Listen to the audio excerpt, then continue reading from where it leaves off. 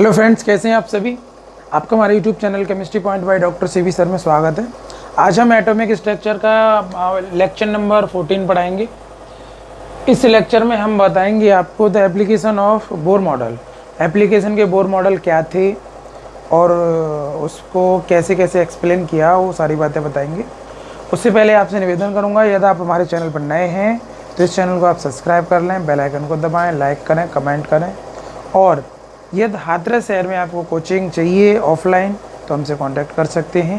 11th 12th BSc and MSc। Okay, तो देखिए हम सबसे पहले बात करते हैं the application of bore models.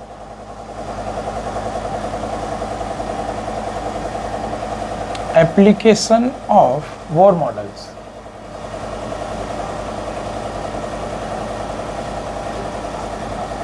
Bohr model या बोर थ्योरी, ओके, यानी बोर सिद्धांत के अनुप्रयोग।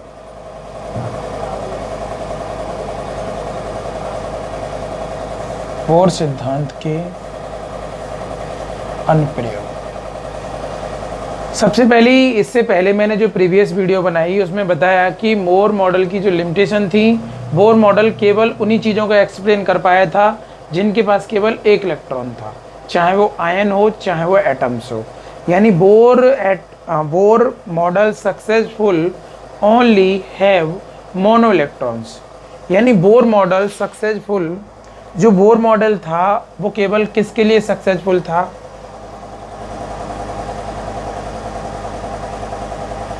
Atoms and ions have mono electron.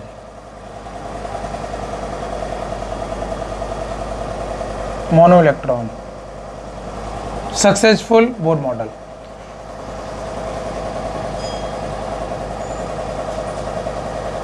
Successful Bohr model.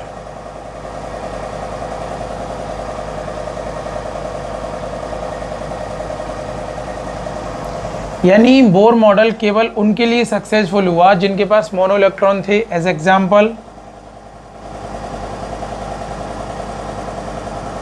He+, Li+2, क्योंकि इन atoms has one electron, has one electron. इनके पास क्या है? वन इलेक्ट्रॉन है। हाइड्रोजन के पास भी वन इलेक्ट्रॉन है। हीलियम प्लस के पास भी वन इलेक्ट्रॉन है आउटर सेल में, और लिथियम+2 के पास भी वन इलेक्ट्रॉन्स है। ओके, यानी बोर मॉडल सक्सेसफुल, यानी बोर मॉडल किसके लिए सक्सेसफुल हुआ? जिनके पास मोनो इलेक्ट्रॉन थे। Mono electron.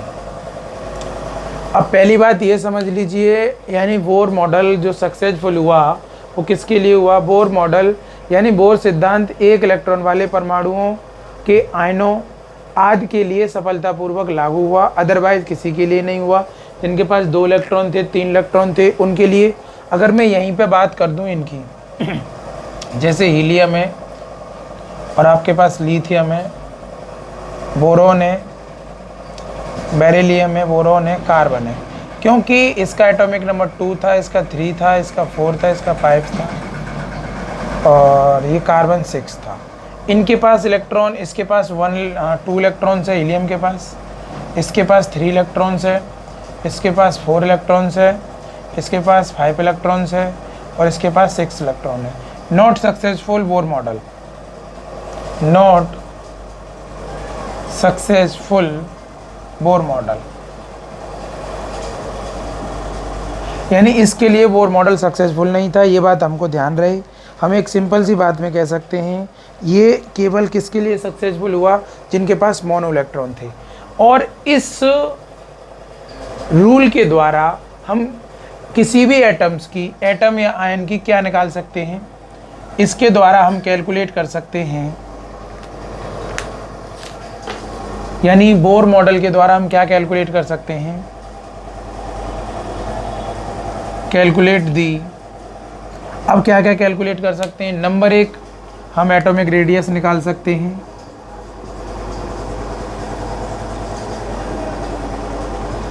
एटॉमिक रेडियस, यानी हम बोर त्रिज्या निकाल सकते हैं। नंबर 2 हम क्या निकाल सकते हैं, उसकी एनर्जी निकाल सकते हैं, energy of electron, energy of electron, electron की ऊर्जा निकाल सकते हैं, इलेक्ट्रॉन की ऊर्जा, एनर्जी ऑफ इलेक्ट्रॉन निकाल सकते हैं।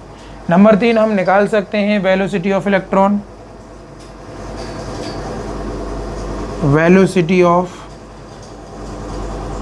इलेक्ट्रॉन, इलेक्ट्रॉन की वेग की गणना कर सकते हैं, इलेक्ट्रॉन के वेग की गणना कर सकते हैं। नंबर 4 हम निकाल सकते हैं ionisation energy,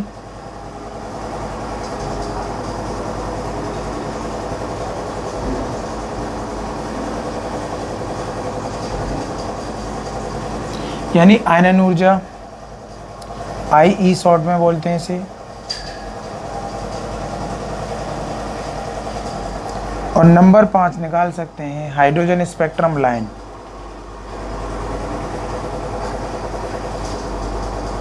hydrogen spectrum line,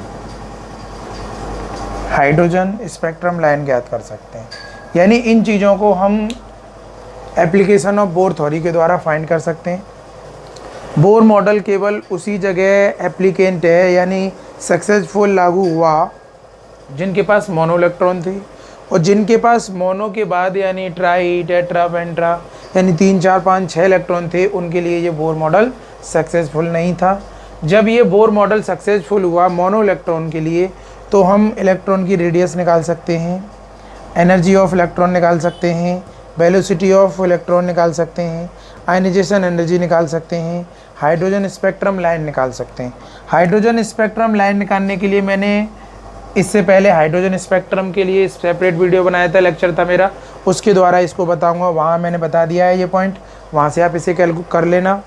और उनके बाद अब हम इन तीनों चीज़ों पर बात करेंगे बारी बारी से, और बहुत अच्छे से समझना है। एक सिंपल सी बात मैं दोबारा बोल दूँ, बोर सिद्धांत एक इलेक्ट्रॉन वाले आयनों और परमाणुओं पर सफलतापूर्वक लागू किया गया। इसकी सहायता से बोर कक्षा की परमाणु त्रिज्या, इसकी सहायता से with the help of Bohr model the calculate electron radius, energy of electron, velocity of electron, ionisation energy और हाइड्रोजन स्पेक्ट्रम कैलकुलेट कर सकते हैं। अब बारी बारी से बात करेंगे कि किस किस तरीके से, पहले आप इसका स्क्रीनशॉट लो, बढ़िया तरीके से नोट्स तैयार करने हैं आपको। अब मैं बात करता हूँ सबसे पहले radius of bore orbits.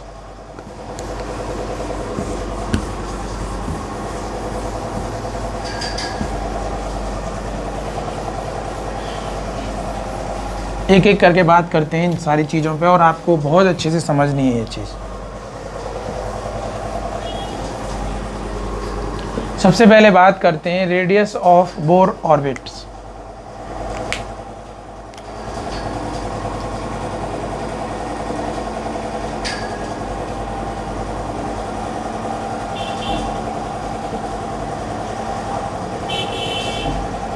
Bore कक्षा की त्रिज्या, बोर कक्ष की त्रिज्या, बोर कक्ष की त्रिज्या। ओके, देखिए बोर कक्ष की त्रिज्या के लिए जो रेडियस है, एटॉमिक रेडियस, इसको निकालने के लिए एक फार्मूला होता है। उस फार्मूले का एक्सप्लेन आगे चल के MSc वगैरह करेंगे तब होगा, लेकिन यहाँ पे हम इसको एक डायरेक्ट फार्मूला बताते हैं आपको, जो R बराबर या RN बराबर होता है n square into h square upon 4 pi square mze square. Okay, ये जो अप्लाई होता है ये CGS सिस्टम में होता है, CGS सिस्टम, ये इक्वेशन फर्स्ट है। अब हियर ये n है, n क्या है, number of shell, number of orbit है, यानी n क्या है हियर, ये बहुत अच्छे से समझना है, हियर n क्या है, नंबर ऑफ ऑर्बिट्स,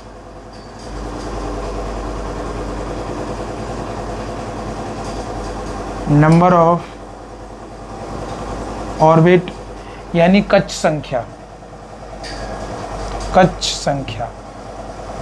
ओके, इसके बाद h क्या है, h क्या है, प्लांक कांस्टेंट है, प्लांक कांस्टेंट्स, ये प्लांक नियतांक है।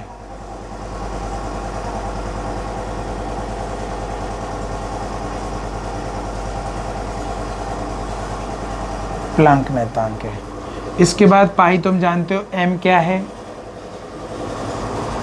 Electron of mass, mass of electron, ये वाला m, mass of electron, electron का द्रव्यमान,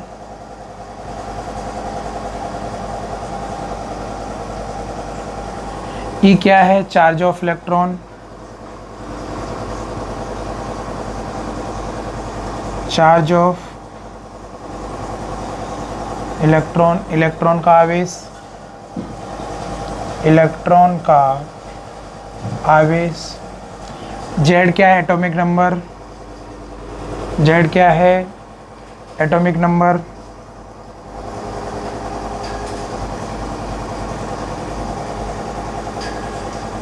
तत्व का परमाणु क्रमांक, तत्व का परमाणु क्रमांक। ओके, अब ये सारी वैल्यू, अगर इन सभी की वैल्यू पुट कर दी जाए इस फॉर्मूले में, अगर इन सब की वैल्यू पुट कर दी जाए इस फॉर्मूले में, तो हम यहाँ से एटॉमिक रेडियस गेन कर सकते हैं। तो देखिएगा जरा, गेट वैल्यू, हमारे पास जो H प्लांक कांस्टेंट की जो वैल्यू होती है वो होती है, सिंपल सी वे में आप समझने की कोशिश करिए। H की जो वैल्यू होती है वो होती है 6.6 इंटू 10⁻⁻27 अर्ग सेकेंड, 6.625 इंटू 10⁻⁻27 अर्ग सेकेंड। ओके, इसी तरीके से हमारे पास जो m की वैल्यू होती है, मास ऑफ इलेक्ट्रॉन जो होता है वो होता है 9.109 इंटू 10⁻⁻28 ग्राम। ओके, इसी तरीके से हमारे पास E की जो वैल्यू होती है वो होती है 4.803 इंटू 10⁻⁻10। ओके, अब हाइड्रोजन का एटॉमिक नंबर कितना होता है, 1 होता है। हाइड्रोजन का सेल नंबर कितना होता है, 1 होता है। इन सारी वैल्यूओं को अगर इस फॉर्मूले में पुट कर दिया जाए, बात को ज़रा समझना, हमारे पास एटॉमिक रेडियस निकालने के लिए फॉर्मूला क्या है भाई, n square h² upon 4 pi square m into Z ई स्क्वायर। इन सभी पूरी वैल्यूओं को यहाँ पुट कर दी जाए, क्या कर दिया जाए, पुट कर दिया जाए। तो जैसे कि हमने n की वैल्यू 1 का स्क्वायर, h की वैल्यू 6.625 इंटू 10⁻⁻27 और इसका कर दिया जाए whole square upon 4 into pi की पावर 22/7 का होल स्क्वायर इंटू m की वैल्यू जो थी, मास ऑफ इलेक्ट्रॉन 9.109 इंटू 10⁻⁻28 का 28 इंटू जेड की वैल्यू 1 और इलेक्ट्रॉन ऑफ चार्ज 4.803 इंटू 10⁻⁻10 का होल स्क्वायर। अगर इस सब को पूरा कैलकुलेट किया जाए, इस पूरे सब को कैलकुलेट किया जाए, तो कैलकुलेट करने के बाद में जो हमें वैल्यू प्राप्त होती है वो होती है 0.529 इंटू 10⁻⁻8 सेंटीमीटर। ओके, ये एटॉमिक रेडियस है। अगर इस एटॉमिक रेडियस को एंगस्ट्रम में चेंज कर दिया जाए तो 0.529 इंटू ए एंगस्ट्रम। इस तरीके से यहाँ से हम एटॉमिक रेडियस निकाल सकते हैं। ये है एटॉमिक रेडियस, इसे एंगस्ट्रम में। अगर इसी प्रकार हमें अदर कक्षाओं की भी एटॉमिक रेडियस निकालनी हो तो हम डायरेक्ट इसी प्रकार इसी प्रकार अन्य कक्षाओं की त्रिज्या निकालनी हो, इसी प्रकार अन्य कक्षाओं की त्रिज्या ज्ञात करनी हो तो, यानी same condition get other atomic radius other sales. अगर हमें यहाँ पे अदर सेल की एटॉमिक रेडियस निकालनी है तो अब हमें कुछ नहीं करना, बड़े प्यार से निकाल सकते हैं। ज़रा समझने की कोशिश करिए। आर एन बराबर 0.529 इंटू एन का स्क्वायर एंगस्ट्रम। ओके, ये हमारा एक जनरल फार्मूला जनरेट कर दिया गया है, क्योंकि यहाँ एन बराबर 1 लिया था। एन बराबर क्या लिया था? 1 लिया था। इसमें एन की वैल्यू 1 से कोई फ़र्क नहीं पड़ा और सारी वैल्यू कांस्टेंट हैं। सारी वैल्यू, एम की वैल्यू भी कांस्टेंट है, मतलब फिक्स है, जेड की वैल्यू भी फिक्स है, ये सारी वैल्यू फिक्स हैं।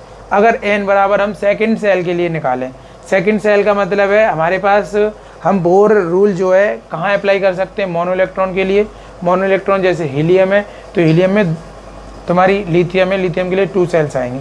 तो एन बराबर अगर यहाँ 2 रखते हो आप, तो आर एन की वैल्यू जो होगी 0.529 इंटू 2 की पावर 2, तो 0.529 इंटू 4 मल्टीप्लाई कर लीजिए। एंगस्ट्रम में वैल्यू है 36, हांसुल 3 4 दूनी 8 3 11, हांसुल 1 5 चौक 20 और 1 21, तो ये हो गया इतनी एंगस्ट्रम। यानी सेकंड सेल के लिए अगर हम रेडियस निकालें तो एटॉमिक रेडियस उसकी होगी 2.116 एंगस्ट्रम। ओके, ये है उसकी एटॉमिक रेडियस। आई होप ये बात आपको समझ में आ गई होगी।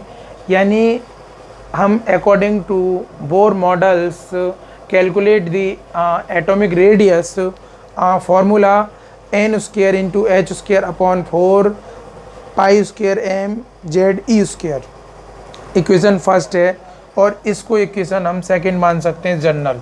ये इक्वेशन सेकंड है। ओके, इसके द्वारा हम डायरेक्ट कैलकुलेट कर सकते हैं किसी भी सेल के लिए एटॉमिक रेडियस। आई होप ये बात आपको समझ में आ गई होगी।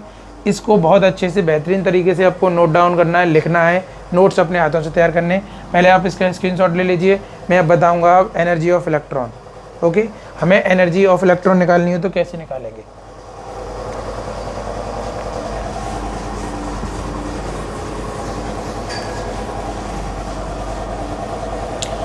एटॉमिक रेडियस हमारी बिल्कुल क्लियर हो गई। एटॉमिक रेडियस निकालने के लिए फॉर्मूला क्या होता है आपको याद होना चाहिए, N square H square upon 4 pi square M Z E square.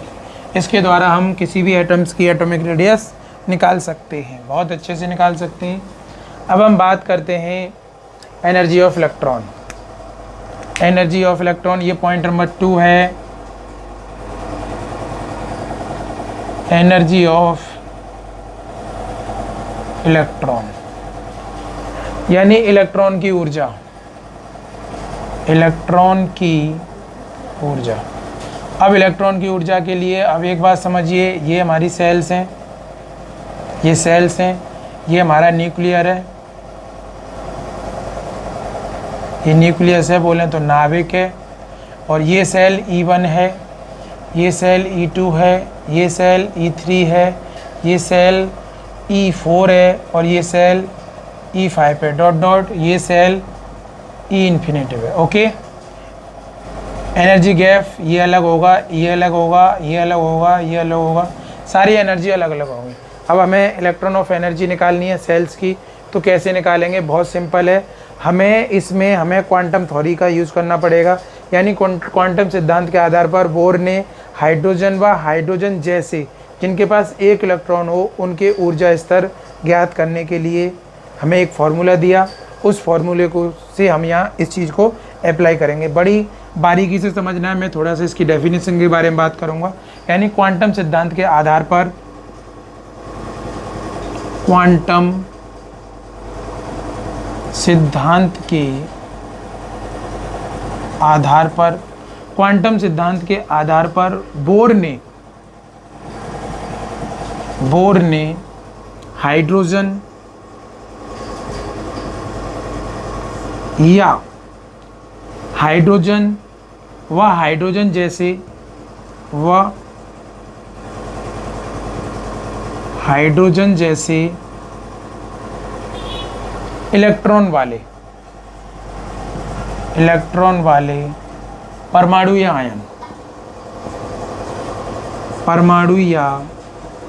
Ion, जैसे हाइड्रोजन के पास एक इलेक्ट्रॉन होता है, हीलियम और लिथियम +2। ये हाइड्रोजन है, और ये हाइड्रोजन जैसे एलिमेंट हैं जिनके पास एक इलेक्ट्रॉन होता है। इलेक्ट्रॉन आयन, इलेक्ट्रॉन की ऊर्जा ज्ञात करने के लिए, आयन इलेक्ट्रॉन की ऊर्जा ज्ञात करने के लिए एक फॉर्मूला दिया, ज्ञात करने के लिए एक सूत्र दिया जो इस प्रकार है, बहुत सिंपल सी बात है। यानी on the basis of quantum theory, on the basis of quantum theory,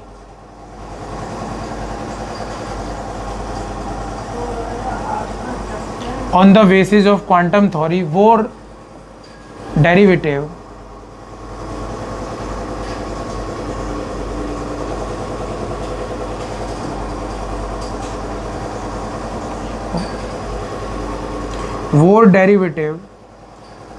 following explain to calculate, following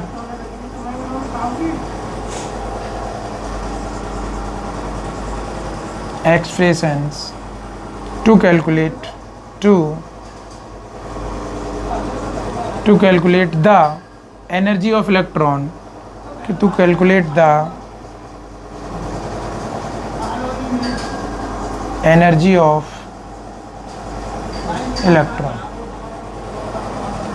electron, यानी उसकी एनर्जी को निकालने के लिए हमें एक फॉर्मूला दिया, वो इस प्रकार है। ये फॉर्मूला है En = 2π² mz² e⁴ अपॉन -n² h²। ये फॉर्मूला है एनर्जी निकालने के लिए। किसके लिए? एनर्जी निकालने के लिए। इस इक्वेशन को मान लो 3, ये इक्वेशन 3 है हमारा। यानी क्वांटम सिद्धांत के आधार पर बोर ने हाइड्रोजन जैसे इलेक्ट्रॉन वाले परमाणु या आयन के इलेक्ट्रॉन की ऊर्जा ज्ञात करने के लिए एक सूत्र दिया।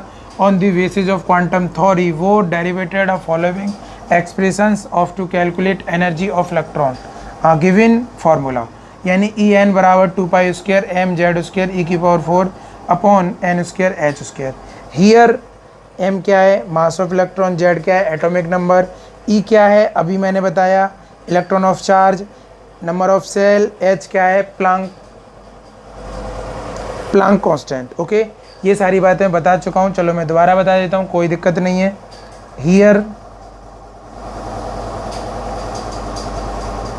m क्या है भाई? सिंपल सी बात है, mass of electron.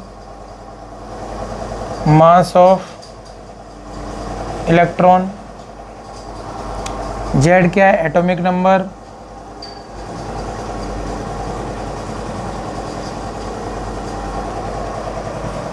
Mass of electron का मतलब क्या है? इलेक्ट्रॉन का द्रव्यमान।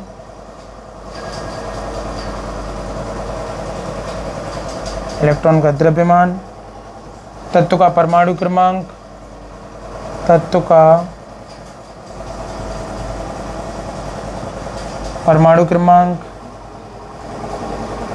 E क्या है? Charge of ion electron.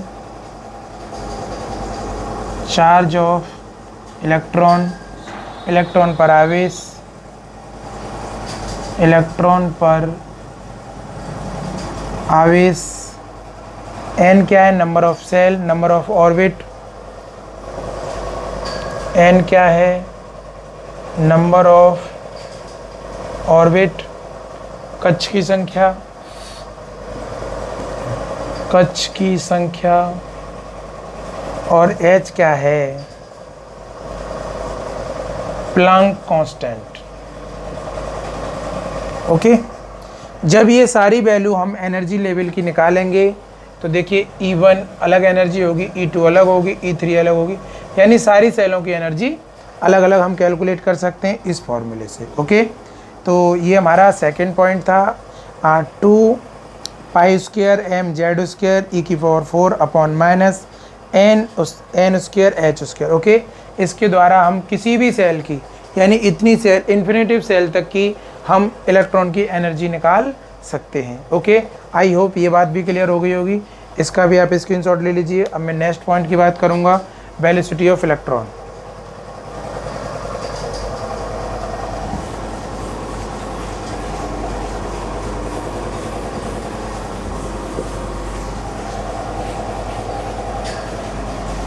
अब हमारे तीसरे पॉइंट की बात चलेगी जो बहुत ज़्यादा इम्पोर्टेंट है।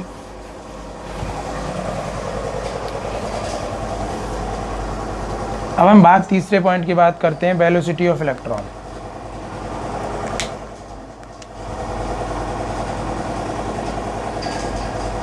वेलोसिटी ऑफ इलेक्ट्रॉन, इलेक्ट्रॉन के वेग की गणना, इलेक्ट्रॉन के वेग की गणना। ओके, इलेक्ट्रॉन के वेग की गणना यानी बोर के परमाणु मॉडल के अनुसार कक्षा में घूमने वाले इलेक्ट्रॉन का कोणीय संवेग, यानी बोर के परमाणु मॉडल के, देखो कोई भी इलेक्ट्रॉन जब न्यूक्लियस के अराउंड घूमता है तो उसे एक एंगुलर मूवमेंट की ज़रूरत होती है। और एंगुलर मूवमेंट क्या होता है वो तुम्हें पता है, वो होता है mv², यानी mvr is equal to h/2π, यानी n × h/2π होता है। n बार नंबर ऑफ सेल होता है। जैसा कि मैंने फर्स्ट टाइम जब बोर मॉडल थ्योरी स्टार्ट हुई थी उसका तीसरा पॉइंट था ये, मैंने वहाँ बताया आपको, मैं दोबारा बता देता हूँ। पहले मैं थोड़ा सा इस पर डेफिनेशन के बारे में, जो उसने विचार कहा था उसके बारे में बताऊँगा। बोर के परमाणु मॉडल के अनुसार, बोर के परमाणु मॉडल के अनुसार, परमाणु मॉडल के अनुसार कक्षा में घूमने वाले इलेक्ट्रॉन, कक्षा में घूमने वाले इलेक्ट्रॉन, इलेक्ट्रॉन का कोणीय संवेग, कोणीय संवेग, अब मैं बताऊंगा क्या होता है। मैं इसी सेंटेंस को थोड़ा इंग्लिश में कन्वर्ट कर देता हूं। According to Bohr atomic model, according to Bohr atomic model, according to Bohr atomic model, the angular momentum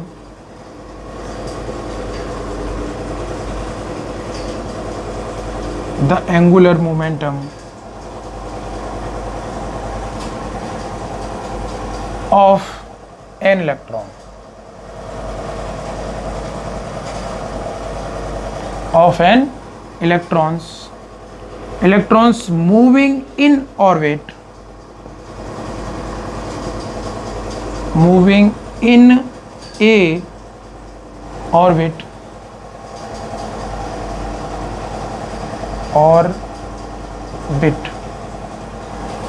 is obtained from following, is obtained from following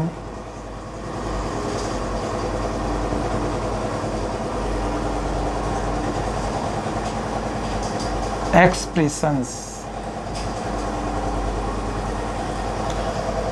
वो क्या है, mvr is equal to n × h/2π, ये था।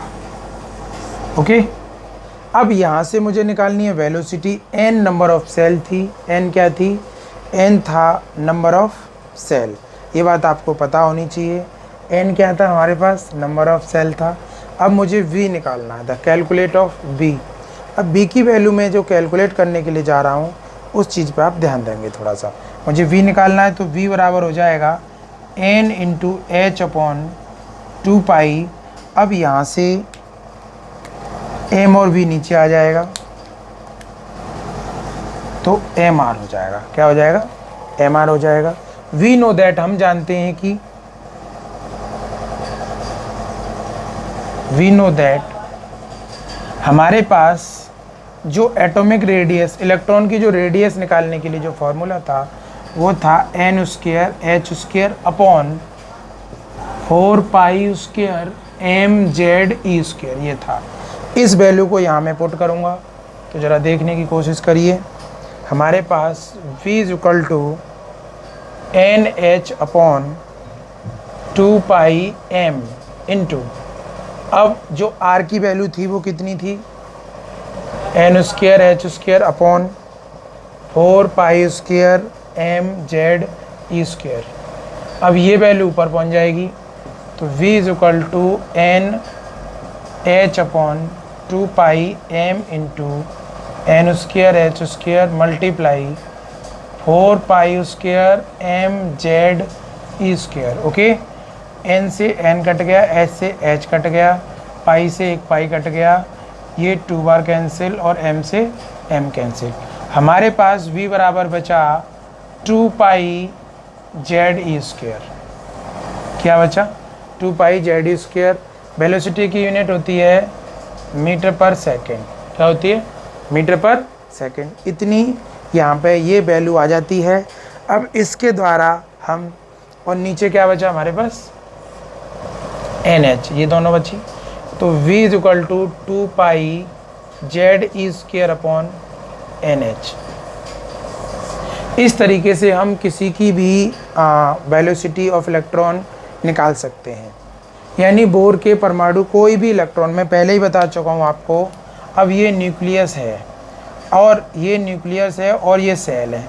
अब इस cell में कोई nucleus के अराउंड कोई इलेक्ट्रॉन घूमेगा तो उसे एक कोणीय संवेग, एंगुलर मूवमेंट की ज़रूरत होगी। एंगुलर मूवमेंट क्या होता है? M v r is equal to N H upon 2 pi के मल्टीप्लाई के इक्वल होता है। हर सेल का अलग अलग होता है, ये बात हम पहले ही बता चुके थे आपको। तो इस तरीके से यहाँ से वेलोसिटी निकाल सकते हैं। अब मैं बात करता हूँ लास्ट आयनाइजेशन एनर्जी की। आयनाइजेशन एनर्जी की एक छोटी सी बात है, मैं यही बात कर देता हूँ। पॉइंट नंबर, ये 5th है हमारा, ये पॉइंट नंबर 4 था शायद। ओके, ये पॉइंट नंबर 4 है, ये 3 था और ये पॉइंट नंबर 4 है। अगर हमें किसी की आयनन ऊर्जा की डेफिनेशन समझ लो। अब चलो इसे इरेज करते हैं। स्क्रीनशॉट ले लो आप इसका, जिससे कि आप इसे मैं लिख लें और समझ लें। इस तरीके से हम किसी भी इलेक्ट्रॉन की वेलोसिटी निकाल सकते हैं।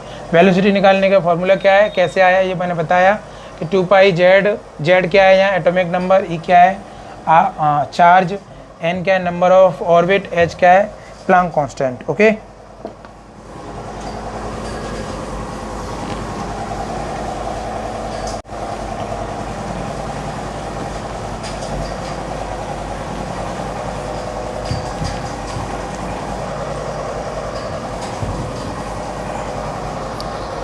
अब हम बात करते हैं आयनाइजेशन एनर्जी की।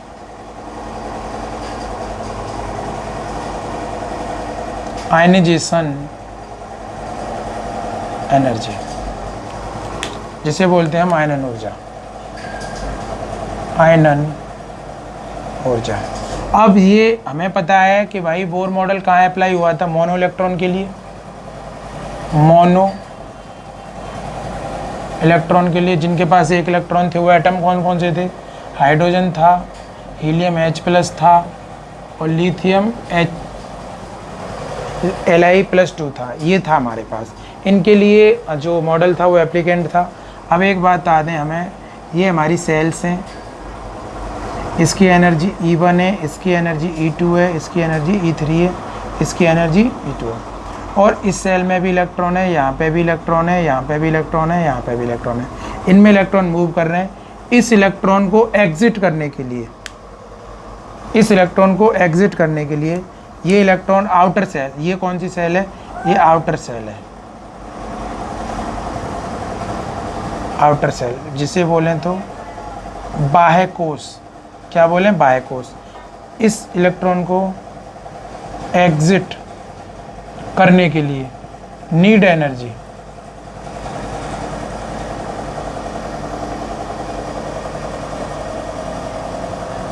जितनी ऊर्जा की आवश्यकता होगी उसको हम बोलते हैं आयनाइजेशन एनर्जी। यानी any atoms outer shell released 1 electron need energy, it's call ionisation energy. किसी परमाणु की बाह्य कोश से एक इलेक्ट्रॉन निकालने के लिए, यानी किसी परमाणु की बाह्य कोश से, ये बाह्य कोश है, किसी परमाणु की बाह्य कोश से एक इलेक्ट्रॉन निकालने के लिए जितनी एनर्जी की आवश्यकता होती है उसको हम बोलते हैं आयनाइजेशन एनर्जी। यानी any element outer shell released 1 electron need energy, it's called ionisation energy. I hope ये बात भी क्लियर हुई होगी। किसी परमाणु की, यानी ये परमाणु है, इसकी बाह्य कोश से एक इलेक्ट्रॉन निकालने के लिए जितनी ऊर्जा की आवश्यकता होती है, नीडेड एनर्जी की आवश्यकता होती है, उसे उस परमाणु की आयनाइजेशन एनर्जी कहते हैं। अब बात तो हमारे लिए हाइड्रोजन की चल रही है। अब हाइड्रोजन के लिए क्या है, हमारे पास कोई भी Mg है, कोई भी गैस है, और जो Mg गैस फॉर्म H+, और उसने एक इलेक्ट्रॉन निकाल दिया, एक इलेक्ट्रॉन निकाल दिया, तो इसकी एनर्जी जो चेंजेस होंगी वो क्या होगी। अब भाई कोई भी सेल है तो इन्फिनिटी तक होगी। इस सेल को मैंने E इन्फिनिटिव मान लिया। क्या मान लिया? E इन्फिनिटिव मान लिया।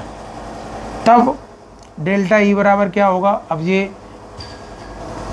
E इन्फिनिटिव माइनस En, ये n मान लीजिए, इन्फिनिटिव मान ली, En होगा। हाइड्रोजन के लिए जो E इन्फिनिटिव की वैल्यू है वो 0 होगी, क्योंकि उसमें एक ही सेल होती है, दूसरी सेल होती ही नहीं है। तो E इन्फिनिटिव की वैल्यू 0 होगी, तो डेल्टा E बराबर हो जाएगा 0 माइनस En। तो डेल्टा E बराबर हो जाएगा -En। ओके, इस तरीके से हम उसकी आयनाइजेशन, यहाँ से पता चलता है कि हाइड्रोजन स्पेक्ट्रम के लिए जो आयनाइजेशन एनर्जी होगी वो नेगेटिव होगी, यानी वो कम होगी। अब लास्ट बात है hydrogen spectrum line. Hydrogen spectrum line के लिए मैंने हाइड्रोजन स्पेक्ट्रम पूरा एक अलग से सेपरेट वीडियो बनाया है, वहाँ से आप उसको प्राप्त कर सकते हो। ये बोर मॉडल हमारा बिल्कुल कंप्लीट हो गया, और इसके बाद अब नेक्स्ट पार्ट में नेक्स्ट टॉपिक की बात करेंगे। तब तक के लिए जय हिंद, जय भारत।